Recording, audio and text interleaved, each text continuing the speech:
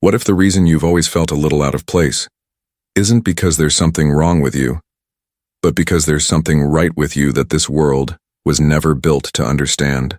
What if the questions you ask, the way you see through things, the way you're drawn to hidden wisdom and inner truth, aren't random personality quirks but signs of a very old impulse waking up inside you?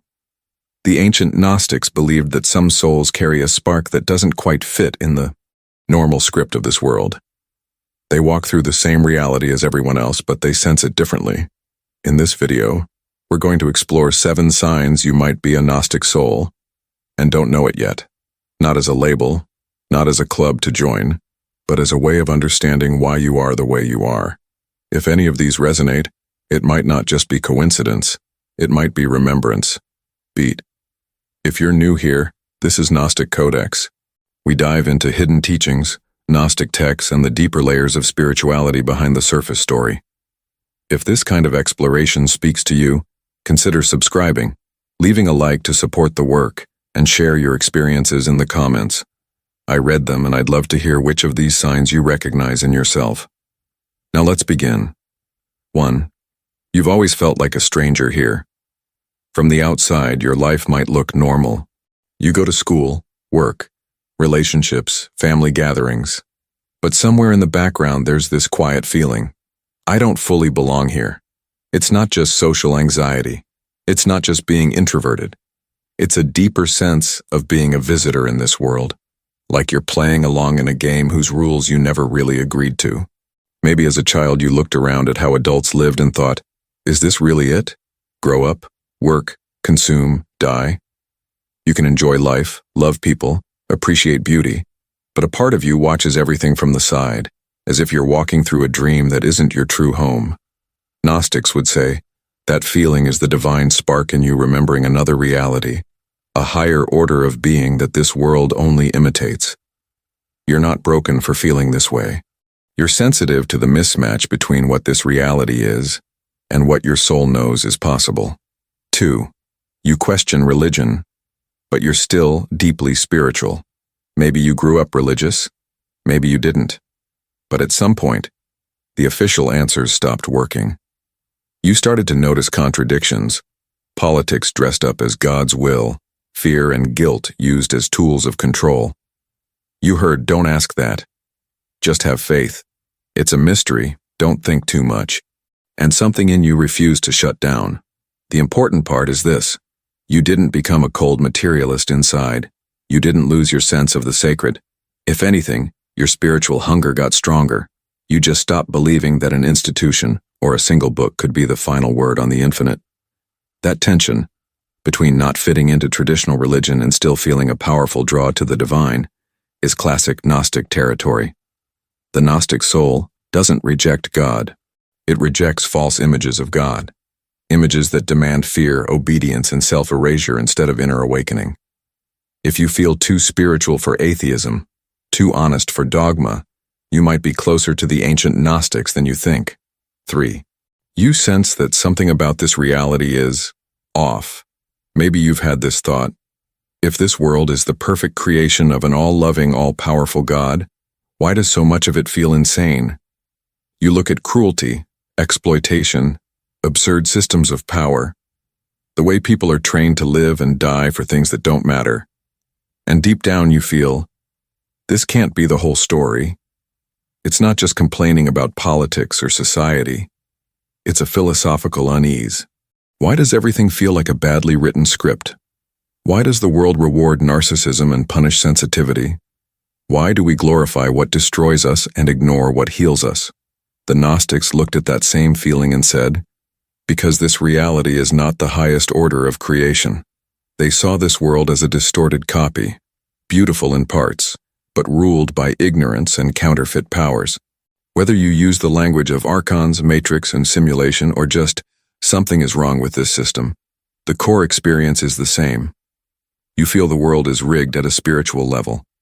If you've ever stared at the sky at night and felt like a prisoner staring at the ceiling of a cell while another part of you whispers, remember, this isn't all there is. That's very Gnostic. 4. You are drawn to hidden knowledge and forbidden questions.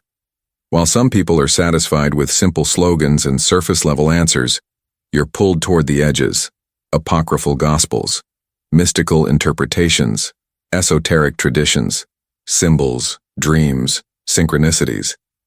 You're not obsessed with secret for ego reasons, but because you feel there is more beneath the surface, and it matters.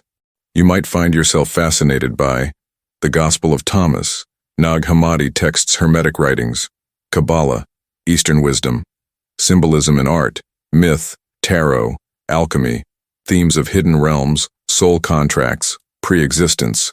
You don't automatically believe everything you read, but you're open enough to explore, test, and feel what rings true. The Gnostic path has always been about gnosis, direct inner knowing, not second-hand belief.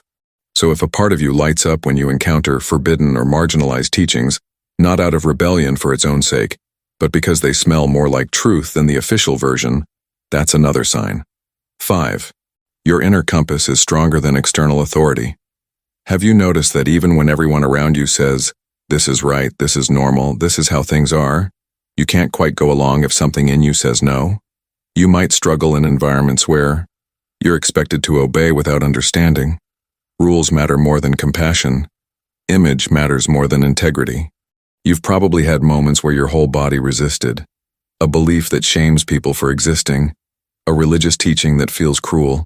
A social expectation that crushes authenticity. Even if you tried to conform, that inner compass kept nagging you. This is very Gnostic. Gnostics believed that the true divine speaks through the deep heart, through a quiet knowing inside, not just through external laws and institutions. That doesn't mean your inner voice is always perfect, but it does mean you trust your conscience more than a system that demands you ignore it. If you've ever thought, if I have to betray myself to belong here, I'd rather not belong. That's the kind of fire Gnostic souls have always carried. 6. You've had moments of remembering, not just learning. Maybe you've had this experience. You hear a teaching, a phrase, a piece of wisdom, from Jesus, from a mystic, from a stranger, from a random video. And instead of thinking, wow, that's new, you feel something different. I already knew this. I just didn't have the words for it. It's like a memory waking up. The mind hears it for the first time, but the soul reacts like, finally. Someone said it out loud.